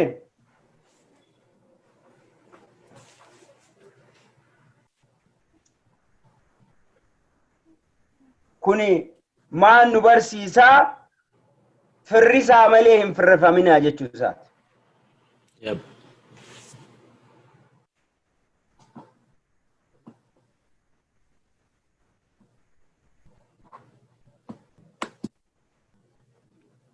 Isa gurguruu ati jette hadha mana Waaqaa keessatti waan explain gooteef homaa wanti an adda dubbadhu hin jirru yeroo sanitti fiizikaaliin wama ta'e argeera inni wama ta'e kun immoo maali beektaa inni waan argitee ta'u kana fiizikaaliin amma yeroo isaa wali waan jiruuf mul'isaa deemaa jecha garuutu karaa biraatitti nu uufadha immoo inni nu bira hin jiru akkas bu'ee garaacha keenya hafuura isaa nu dhiisee jecha kanaaf nu maal godhuu qabna adda baafatuu qabna gatii malee fayyineerra gatii malee argitee koottaa jedhee nu waameera gatii malee fayyinni isiniif ta'a jedheera harka keetitti Waaqayyo dibata kennee jennaan harka keetitti Waaqayyo waan tokko gara kee fidee jennaan wanti gatiin hojjettu wayiitu uguruu nu sin ga'uu jecha maaliif tola kennee jedha tola isinii kenne isinillee toluma godhaa jedha mitire sagalee Waaqayyo. Yes. Wanti horiin ta'u hin jiru akka hadhaamma biyya fa'aa yoo dhaqxan gasti jedhanii kuma torba fa'aa nama gaafatanii jedhan sii kadhatu ati een kanumaa jecha amma nuuf amma dubbiin kun nuuf amma dubbiin hoolee ta'u nannee qotiyoo ta'u nannee odoo hin taane hafuurri Waaqayyo ka Waaqayyo nuu kenne ka hoolota caalu jira ka Waaqayyo nuu kenne qotiyoo caalu jira ka Waaqayyo nuu kenne ka jijjiirama ka eenyuun ala ka caalu jira jecha qabeenya caalu gooftaan nuu kenne qabeenya inni nuu kenne sun Waaqayyo yoo nu keessatti ka hojjetu taate waan Waaqayyo ittiin tolu gatii malee hojjedhaa yookaan isinillee maal taatanii garafamtanii ari'atamtanii yaatanii. Asirratti wanti biraa tokko amma beektaa dabalataa wanti na amma yaadadhe tokko. Yaa. Gugeen hafuura milikkita hafuuraati. Yaa gugeen hafuura yaa. Hoolaan ammoo milikkita amantootaati. Yep. Horiin sangoota minaamin ka jedhu kun ammoo milikkita seeraati. Milikkita dhiigaati. Maaliifi seerri dhangalaafamuu dhiigaa qotiyooti. Ibroota 9:27 dhattanii bitti waa'ee qotiloo waa'ee horii dubbata beektaa? Yaa. So sadeen kan asitti walitti qabee maal nuun jedhaara seera Waaqayyoo illee ittiin daldalaartan. Hafuura Waaqayyo isinii kennellee ittiin daldalaartan. Nama Waaqayyo haa tisitaniif hoolota koo eegaa jedhee isinii kennellee ittiin daldalaartanidha. Baay'isawee maal jechuudha? miseensa baay'ifachuun amma fayyinaa miti amma church gurguddaa keessatti baay'ina miseensaa dabalachuun it goes with money. Qarshii waliin deema. Okay? Kennaa hafuuraa kadhachuun illee miseensota baay'ifatte saniin ittiin fayyisuuf miti. Ittiin waldaa eebbisuuf miti. Ittiin waaqayyoof hojjechuuf miti. Miseensumachuma baay'ifatte sanii irratti ittiin hojjechuuf. Seerri hoo maali? Knowledge'n theology jedhama. Barumsi waa'ee Baayibilii hadhaa qarshii kaffalee baratu hin jiru. Churchiin theologios barattee baay'ee onni si gooti, si gargaarti. Barattee educationii ol cittee waldaa geggeessa jettee gaafa gadi baatu seera beekuudha sun amma. Seera beettee gaafa dhuftu seericha san beekuun maaliif si barbaachisa? Ittiin jiraachuuf, ittiin barsiisuuf. Warroota barsiisota seeraa jedhama. Fariisonni duri barsiisota seeraa jedhama. They are the doctors of the law. Law doctors, teachers of the law. Barsiisota seeraa. Hadha namni theology baratee waldaa keessaa barsiisu, theology barsiisu tokko barsiisaa seeraati. Barsiisaa seeraa ta'ee yoo barsiisu innillee after all qarshiidhaa walitti qabateeti qadeemu. Kanniin hadha kan dubbataa jiru macaafni qulqulluu. Wanti tokko asirraa koobadhe tokko isinitti muka barbaadu maali? Paaster yeroo dubbatu kana yaadachiise. Wanti barattoota irraa hubadhee wanta lamaan tokko yeroo hundaa isaan erga wanti tokko ta'een booda dammaqanii jedhe. Isarratti ammoo wanta dabalutu jira. Wanti guddaan Waaqayyo nurraa barbaadu erga wanti darbee dammaquu fi wantichi odoo hin darbiniin dura dammaquudhaa miti. Yeroodhuma dammaqxe sanitti fudhachu. Duuba deebinee Maariyaamin yoo ilaallu dogongorri sitti himamnaan maal taate? Right away dogongora ofii fudhattee sirreessite. Waan isin ajaa'ibu sodaa nama maal jedhu? Hadhallee erguma darbeellee ka hubatan garuu kan hin fudhannetu jira. Bartoonni isaa waa'ee seeraallee dubbatan. Jarri kun eega darbeen booda yaadatanii amanan jedhama. Isaan sirriidha amma bara keenya kanatti numa ofirra keennee wantoonni ta'aaran jiru erga darbee booda ka yaadan. Erguma darbee booda yaadanneellee irraa barachuu kan rakkina godhatutu jira. Sun maalidhaa wal qabata? Mataa jabinaa wal qabata. Abboomamuu diduu irraa wal qabata. Abboomamuu diduu sana immoo Maariyaam gadi qabdeeti akka dubartii ulfinaatti, dubartii ayyaanaatti nutti mul'ifteera. Abboomamuu diduun biran turre. Dogongora uumteen Yesuus Kiristoos hojii kee keessan galin jennaan keessaa baate daftee.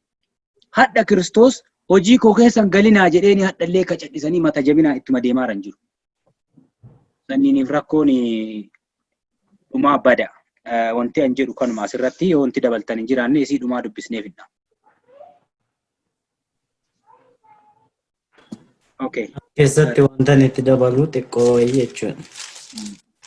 Mata dureen nuti isaayyuu Yesuus mana qulqullummaa keessa warra bitee gurguru oofuu isaa jedha. Okay. Yesuus Kiristoos mana qulqullummaa isaatiif akka dhimmu. Mana qulqullummaa isaa eeguudhaaf, qulqulleessuudhaaf, qulqullummaatti eeguudhaaf akka dhimmu iddoo kana keessatti argina. Mana qulqullummaa keessa yeroo jedhu mana qulqullummaa akka seera kakuu moofaatti akka seera sirra jiruutti manum qulqullummaa waldaa kiristaanaati. Waldaa girgiddaa jechuudha. Fiizikaaliin. Har'a garuu spirituaalii waldaan nama tokko keenyadha. Inaaffaa mana keetiitu na gubee isa jedhu bartoonni yaadataniidha. Faarsaa inni kan akkas jedhu faarsaa 69 irra kan jirudha. Mana keetiif inaaffuun na gube. Arrabsoon ittiin si arrabsanis ana irra bu'ee jedha. Faarsaa 69 irra asuma jala kan jiru jechuudha. Arrabsoon ittiin si arrabsanis ana irra bu'ee jedha. Waaqayyoo karaa Yesuus Kiristoosiin waldaa isaa qulqulleessee ofitti fudhate mudaa malee jechuudha.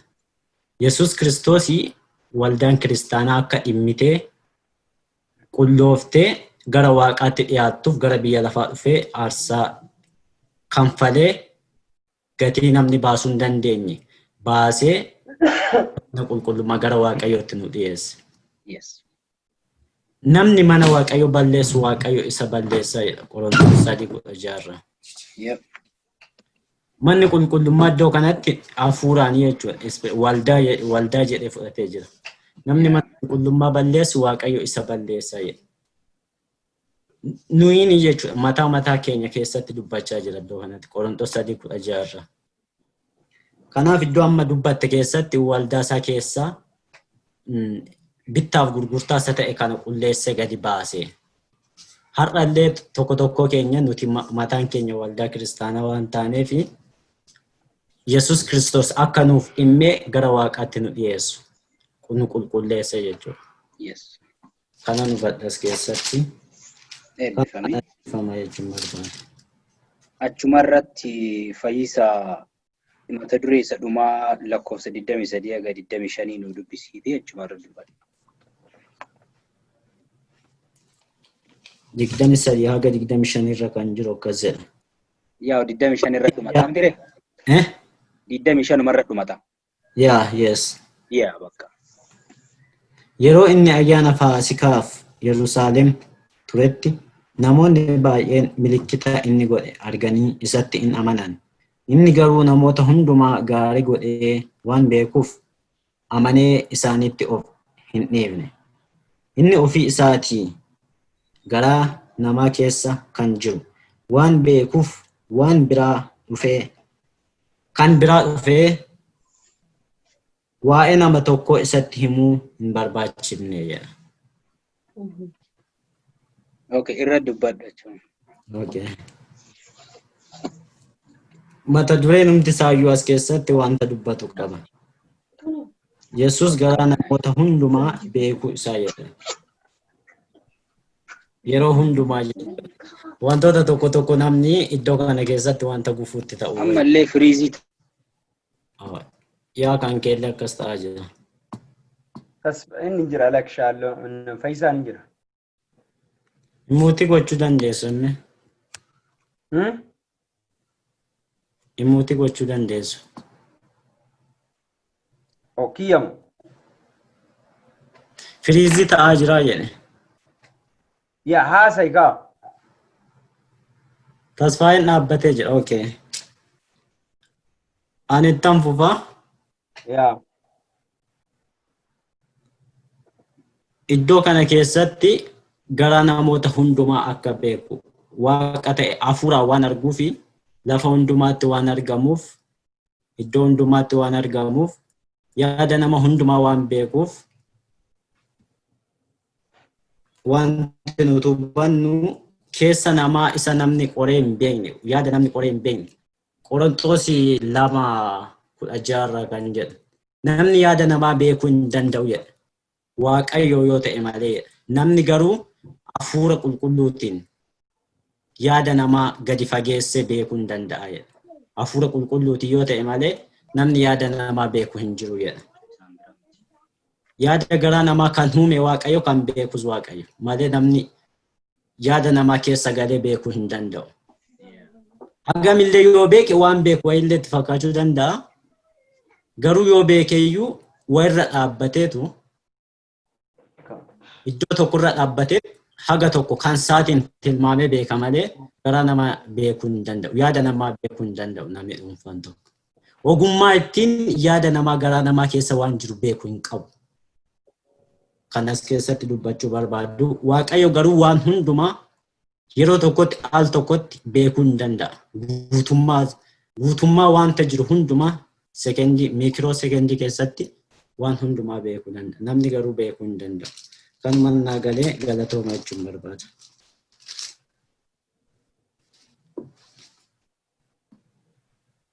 Pastor.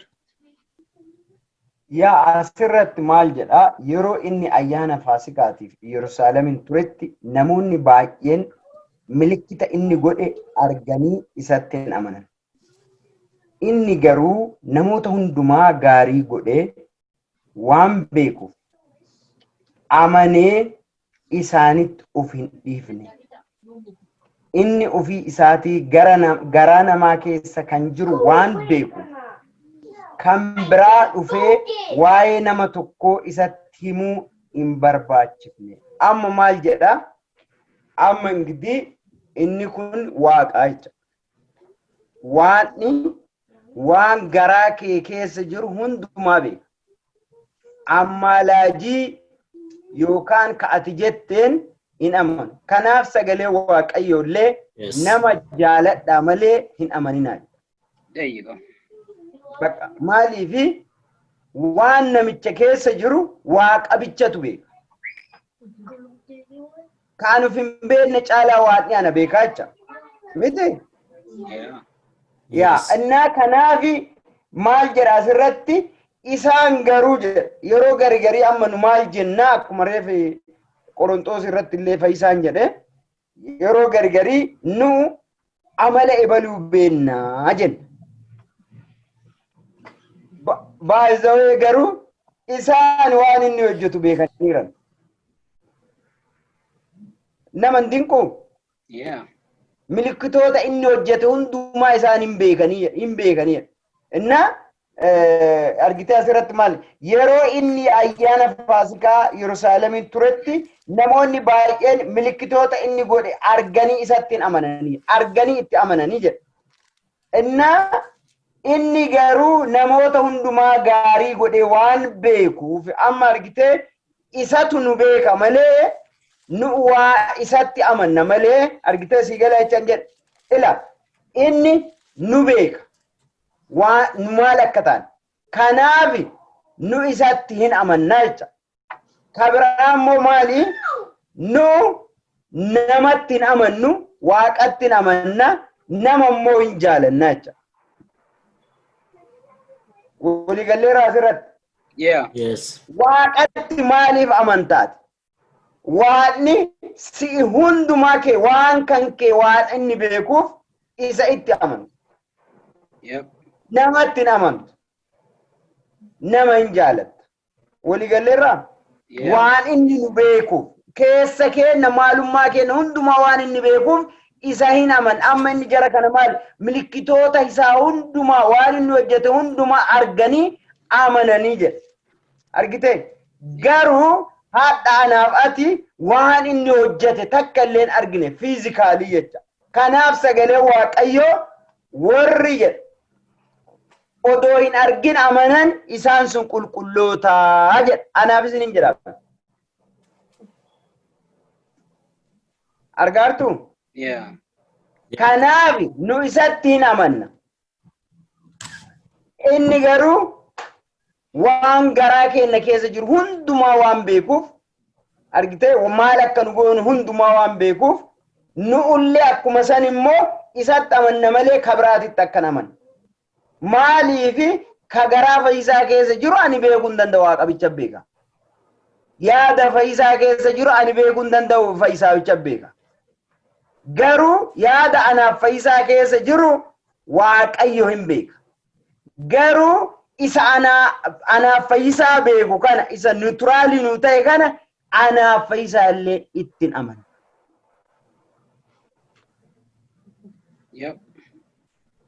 Kanuma gooftaan isin haa eebbisu. Eebbifame. Ana asirratti wanti hubadhe lakkoofsa 11:23 irra jirtu wal bira qabaa dubbisame. Fayyisaa mee lachuu wal bira qabii dubbisi. Okay. 11 irratti akkas jedha. Yesus milikkita argisiise hundumaa keessaa isa jalqabaa kana Qaanaa Galiilaatti hojjete. Ulfina isaa mul'isee bartoonni isaas ittuma isatti amanan jedha. 23 irraa immoo yeroo inni ayyaana Faasikaaf Yerusaalem turetti namoonni baay'een milikkita inni godhe arganii isatti hin amananii jedha. Amma duratti wanti jedhaa ture irratti tokko amma sirra wanti hubannu maali? Bartoonni Kiristoosii ulfina isaa arganiiti isatti amanan.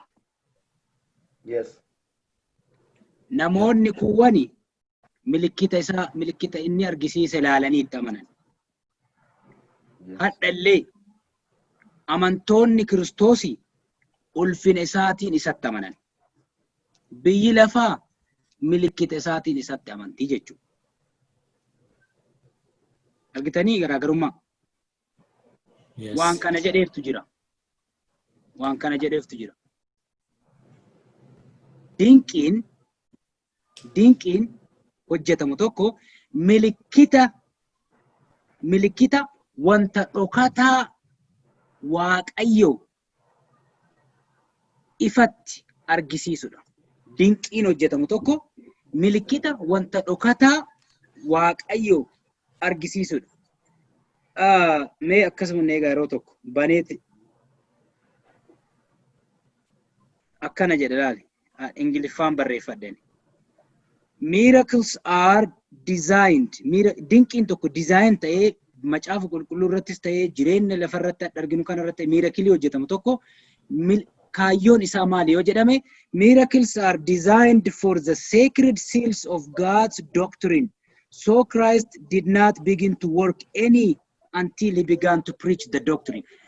Dinqii tokko wanta dhokataa barsiisa Waaqayyoo keessa jiru mul'isuudhaaf wanta hojjetamu waan ta'eef wanticha dhokataa isa mul'isuu keetiin dura barsiisicha barsiisuu qabda. That teaching has to sink into everybody's heart. Barsiisni doktriiniin wangeelichi keessa yoo lixe dinqii ati hojjettu sani sii saaqa. Dhokataa san sii mul'isa. So, kan wanti jedheef maali? Hadha warri Kiristoositti amanan ulfina isaa arganiiran. Warri ulfina isaa itti argan ittumaa jedha achirratti baay'ee beeku. Amanuuf duwwaamte. Odoo irra deebitee dubbistee ittumaa jedha. Mee dubbisi 11ffaa maal jedha? 11ffaa Yesus milikkita argisiise hundumaa keessaa isa jalqabaa kana Qaanaa Galiilaatti hojjete. Ulfina isaa mul'isee bartoonni isaas ittumaa isatti amanan. Ittumaa tajettu sun maali? This is how it works. First, we believe in him. Odoo homaan argin akkanumatti amanama. Saayaayu የሚያምኑ ብፁዓን warri odoon argin amanan qulqulloota jedhamu sani odoon argin amanan dura isaan. Garuu deebi'anii ulfina isaa arginaa maal jedha? Caalaatti ittumaatti amanan. Warri akkasii suni warra Kiristoos addatti baafatee fo'atee warroota birootiif milikkita mul'isanii milikkita san doktriinii isaa barsiisaa milikkita saniin doktriinichi sun ifaa fi deemuudhaan dhumarratti maal 23 irra dhaqeeti. 23 irratti namoonni garuu milikkita inni godhe arganii isatti hin amananidha. Amma ittumaa miti amma sirriitti. They just look at the sign and they believe in him. Garaagarummaan jiru tokko kana. Nuti warri Kiristoosiif haa hojjennu fo'amne odoo homaan argin itti amanne. Erga itti amanneen booda ulfina isaa argine. Erga ulfina isaa argineen booda ittumaa caalaatti isatti amanaa deemna. Isatti amanaa deemuu kanaani dinqii hojjechuu jalqabna. Dinqii hojjennu kana biyyi lafaa argiteeti Kiristoositti amantii jechuudha gabaabumatti ergaan kun. Dhumarratti wanti itti dabalta yoo jiraate keessanii carraan fidnaa jechuudha. Karaa gamaa kootii homtuu hin jiru. Okay, Pastor. Aanlee uumaan jiran eebbifama. Eebbifama hundi keessaniyyuu barnoota gaariidhaa. Ayyaanni Waaqayyoo, ulfinni Waaqayyoo baay'atu. Warra dubbisee tuma cadhisee gargar deemu odoo hin taane warra isa dubbise kanaan ulfina Kiristoosii caalaatti argaa, caalaatti amantiidhaan guddatu nu haa godhu waanni. Ameen. Bakka kadhadheetuma fixaanummaan Iyesuus Kiristoosiif galanni guddaan haa ta'u. Ameen. Sagantaa kana nu hin karoorsina malee kan itti jalqaba haga dhumaa akka ogummaa fi beekumsa fiixaan baasu Gooftaadha. Gooftaan sagantaa kana nuuf kennu ulfinni isaaf haa ta'u. Ameen. Gooftaan sagantaa kana kennuu duwwaa odoo hin taane saganticha keessatti nullee akka argamnu nu gargaare ulfinni isaaf haa ta'u. Ameen. Waaqayyo inni ardiif samii uume kuni ulfina isaatiif jecha nu fo'atee ulfina isaa nutti argisiisee warroota isatti amanan ammoo dinqii adda ta'e isaanirraan argisiisuudhaan biyya lafaa tana gara isaa deebisuuf. Is an honor kuni ulfina nuufi. Warroota ulfina isaa bakka bu'ee biyya lafaatiif dinqii mul'isuuf waamaman ta'uun keenya nuuf ulfina. Waaqni ulfinaa kun ulfina isaa keessatti hirmaattota waan nu godheef ammallee galanni guddinni caalaatti isaaf haa ta'u. Ameen. Dubbifanneerraa, walii wajjin baranneerraa, dubbifachuu duwwaa odoo hin taane ittiin jiraachuun ayyaanni Waaqayyo nuuf haa baay'isu. Ameen. Hafuurri isaa nu keessaa haa hojjetu. Ameen. Jijjiiramuun garaa keenyaa ija haa godhatu. Ameen. Ittiin guddannee jijjiirama maatii keenyaa, jijjiirama jireenya keenyaa, jijjiirama saba keenyaa, jijjiirama guutuu biyya lafaatiif nu haa taasisu. Ameen. Waan kana hundumaa godhuuf Yesuus Kiristoos bara baraan haa mo'u ammallee nurratti. Ameen. Dubbiin kun dubbii fayyinaatii, dubbii jireenyaatii, dubbii ifaatii, karaadhaa, ifaa, jireenyaa ammallee maqaa Yesuus Kiristoositiin yeroo hafe hundumaa irratti jireenya keenya irratti ulfinni ayyaanni Waaqayyoo daddabalee nu hundumaaf haa baay'atu. Ameen. Waan kana hundumaa gootuuf yaa Waaqayyo ati maqaa ilma kee Yesuus Kiristoositiin eebbifamii. Ameen.